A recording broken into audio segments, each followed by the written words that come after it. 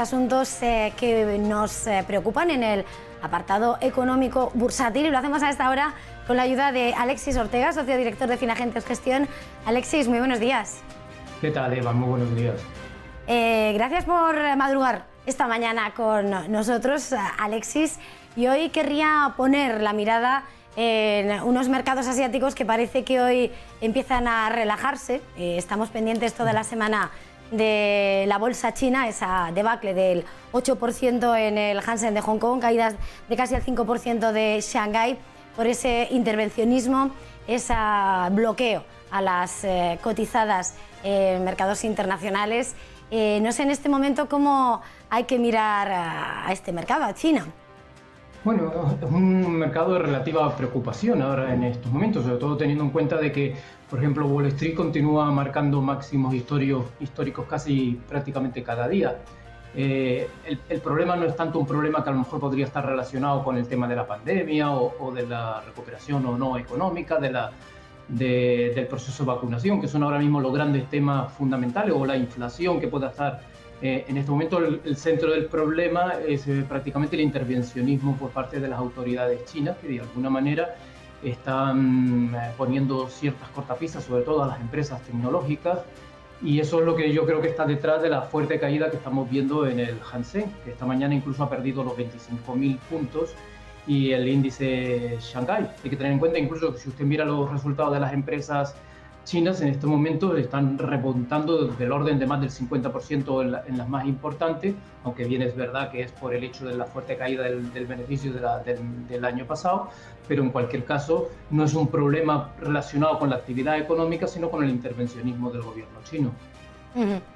Precisamente al mirar a mercados, bueno, al gigante asiático, pero bueno, ya por extensión, a la diferencia entre lo que es un lado y otro del mundo, este martes atendíamos a la publicación de esas perspectivas del Fondo Monetario Internacional de la economía mundial. Mantenía esas previsiones prácticamente de crecimiento en el entorno del crecimiento del 6% en 2021 y el 4,9% en 2022, pero sí que lanzaba esa advertencia de, siempre hablábamos como en Europa de las dos velocidades, pues dos velocidades en el mundo, sobre todo de acuerdo a lo que es el ritmo de vacunación y cómo se vaya a trasladar también al comportamiento de la recuperación económica.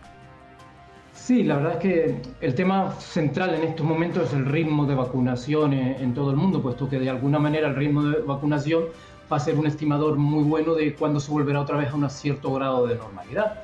Dado que la pandemia se ha extendido por muchos países, eso ha obligado a una serie de confinamientos, a imposibilidad de movimiento de la población, pues obviamente aquellas economías más ligadas al turismo, a la hostelería, se han visto radicalmente muy afectadas.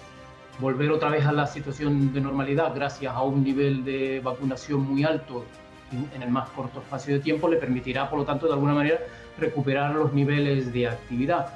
Aún así, resalta mucho, de manera muy importante, el hecho de que en España se le ha rebajado el crecimiento para este año. Hemos pasado al 6,2%, eso son 2 décimas menor que la que teníamos en las últimas previsiones, aunque se han mejorado las del año 2022, cosa que por ejemplo no ocurre con Italia, que incluso ha sido mejorada un 0,7 este año y un 0,6 para el año que viene, o para economías obviamente que en este momento no puedan depender tanto como del turismo como puede ser la americana, que las previsiones se mejoran tanto para el 2021 como para el 2022. En general, digamos que las previsiones que ahora mismo está realizando el Fondo Monetario Internacional de alguna manera se acercan más a las que hace la Comisión Europea de nuestro país que las que hace el gobierno, porque hay que tener en cuenta que las previsiones que hace el gobierno en estos momentos son bastante más optimistas de las que en estos momentos se nos está planteando tanto desde la Comisión como desde el Fondo Monetario Internacional. Efectivamente, mucho más optimista ese cuadro macroeconómico que aprobaba ayer el Consejo de Ministros, con ese techo de gasto que renueva esos máximos históricos, en un contexto en el que evidentemente seguimos pendientes y se repite de forma constante, ¿no?, de esa evolución de la vacunación, de ese ritmo de contagio, y también de qué vaya a pasar directamente con la inflación, cómo se vaya a tomar en consideración esas presiones inflacionistas. Sí, en ese tema es muy importante. En España el proceso de vacunación realmente va bastante bien. En estos momentos incluso hemos superado el nivel de vacunación que hay en el Reino Unido. Estamos prácticamente alrededor del 55 o algo más por ciento. La verdad es que incluso es curioso porque Estados Unidos, después de haber empezado el proceso de vacunación de una manera muy brillante, prácticamente desde junio el proceso se ha parado mucho. Yo creo que es más un problema no tanto de disponibilidad de vacunas, que fue el problema que tuvimos en Europa, sino de aceptación por parte de la población de las vacunaciones. Hay un nivel de rechazo a la vacunación que está haciendo que los procesos de vacunación en Estados Unidos se hayan ralentizado de una manera muy importante, y ahora mismo si siguiéramos con estos niveles de vacunación prácticamente no se llegaría al 70% de vacunación ni siquiera en este año, frente a España, que está previsto que lleguemos antes de finales de agosto al 70% de vacunación, o el Reino Unido, que también alrededor de esa fecha, o el conjunto de la Unión Europea, que lleguemos prácticamente a mediados de septiembre a esos niveles. Y en cuanto al segundo tema, el tema de la inflación, ahí hay varios temas muy importantes. Primero, la combinación entre política monetaria y política fiscal.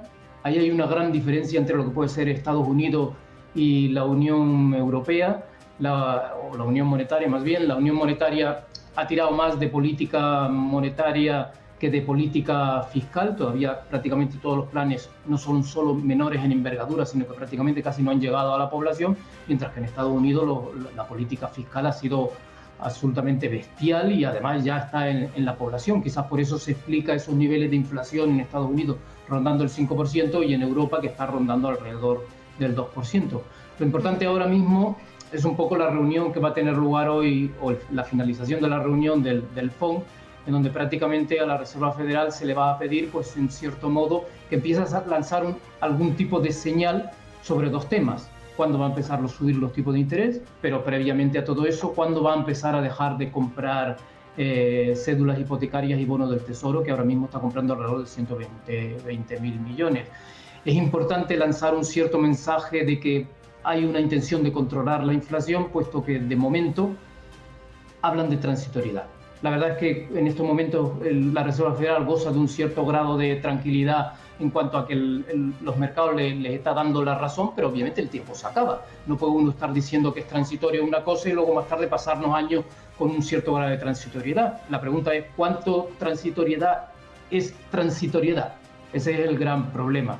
Por lo tanto, de momento vamos a considerar que sí que estamos en transitoriedad, pero hay que tener un poco de cuidado porque ese proceso se puede acabar y hay que empezar a lanzar mensajes de que esto no se va a enquistar en la población, puesto que si la inflación no se enquista en la población o en las expectativas de inflación, pues ella a lo mejor sí se convierte en transitoria, pero como se enquiste en la población eso, igual a lo mejor la transitoriedad se convierte en algo menos transitorio. Hay que recordar que muchas medidas por parte de los gobiernos empezaron llamándose transitorias y todavía las tenemos después de años, con lo cual, de alguna manera, ese concepto de transitoriedad hay que ponerlo un poco en duda. ¿Cuánto de transitoriedad es la transitoriedad? De verdad que es difícil de formular y al parecer de encontrar una respuesta, al menos por parte de los bancos centrales, precisamente poniendo la mirada en ese mensaje que se está reiterando, que también el Banco Central Europeo está copiando o replicando, que la inflación es transitoria. Precisamente el FMI ayer advertía del riesgo de que finalmente, aunque se toma como algo transitorio, se evalúe de otra manera y se traduzca en un cambio abrupto en las condiciones financieras y que se traduzca en una política monetaria más dura, que sorprenda de repente y que ese desconcierto o sorpresa asalte a los mercados. Sí, ese es el tema fundamental. Quizás por eso la situación de la Reserva Federal es una situación relativamente complicada. Es verdad, y lo resalta muchísimo la Reserva Federal, todavía quedan 7 millones de personas sin empleo de las que tenían con respecto a antes de la pandemia. E incluso, teniendo en cuenta que la creación de empleo privado era alrededor de unos 185.000 empleos mensuales desde prácticamente 10 años antes de la pandemia, a eso habría que añadirlo, con lo cual, si uno le añade que durante prácticamente año y medio ha dejado de crear esos 185.000 más 7 millones que todavía no han sido creados, pues entonces el objetivo en este momento de la Reserva Federal debería estar alrededor de conseguir en torno a 9 millones de empleo. Y eso es un reto muy importante. Por lo tanto, de alguna manera, para conseguir eso, tiene que crear alrededor de casi 900.000 empleos en los próximos 12 meses. la herramienta fundamental para conseguir eso, obviamente, es en estos momentos pues una política monetaria extremadamente laxa. Pero ¿qué pasa si de buenas a primeras la inflación se enquista y de alguna manera empieza a crecer los precios y esta transitoriedad deja de ser transitorio y se convierte en algo como constante? Pues las medidas que hay que tomar serían radicalmente muchísimo más duras y por lo tanto de alguna manera podrían abortar todo este proceso de normalización en el mercado laboral. Dilucidar cuándo hay que ser lo suficientemente restrictivo para conseguir con ello que por lo menos tengamos una economía que se acerque a ese objetivo que todavía está muy lejos del empleo que existía antes de la pandemia, es el gran reto que ahora mismo tiene la Reserva Federal y es de alguna manera lo que en este momento tendría un poco que transmitir a la sociedad.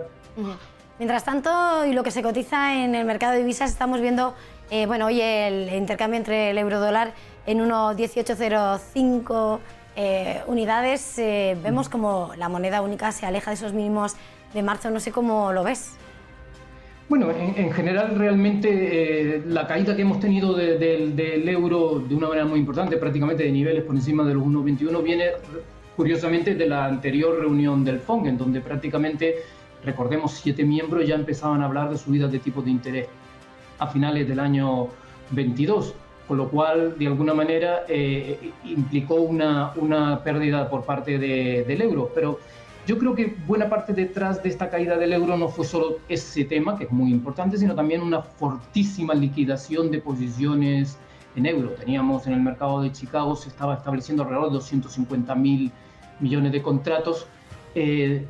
Eso, para que tenga usted una idea, es prácticamente casi los máximos que se han tenido en los últimos 10 años. Esa posición se ha liquidado de una manera muy importante. Ahora mismo estamos prácticamente por debajo de los 50.000 contratos. Eso de alguna manera significa que la capacidad del dólar de seguir apreciándose es relativamente limitada. Nosotros en Finagente hemos considerado, y la última vez que hablamos casi lo comentaba así, que alrededor de los 1,17, 1,1750 debería ser en estos momentos el límite de apreciación del dólar y que por lo tanto a partir de ahí volveríamos otra vez a niveles cercanos a los 1,20, aunque en un proceso mucho más lento de lo que en principio se podía haber interpretado. Quizás en estos momentos, tras estos últimos días de intentos de bajar de 1,1765 y no lograrlo, a lo mejor se ha iniciado ese proceso de vuelta otra vez hacia la zona de los 1,20. Eso lo tendremos que ver en las próximas jornadas, pero lo que sí parece en principio que la capacidad de apreciación del dólar de momento con respecto al euro está limitada a esas cifras que nosotros estamos hablando. Antes de despedirnos, Alexis, y dado que bueno, estábamos terminando con las divisas, mirando ya más en las criptodivisas, estamos viendo cómo el Bitcoin parece recobrar fuerzas y que esa escalada se recupera fuertemente, 39.500 hacia los 40.000. No sé cómo lo ves. Sí. Bueno, en general ha tenido un movimiento muy importante en estos últimos 7 días el Bitcoin, prácticamente de irnos casi intentando ponernos por debajo de los 30.000, que son los mínimos anuales. El mínimo anual está prácticamente alrededor de los 29.000 que teníamos a principios de enero de este año. Pues prácticamente, como le digo, en 7 días hemos ya casi intentado atacar la zona de los 1,40. Yo creo que detrás de todo eso, aparte de las consideraciones de lo que puede significar las políticas monetarias de los banqueros centrales a nivel global, yo creo que está ligado en cierto modo a otra intervención por parte de las empresas.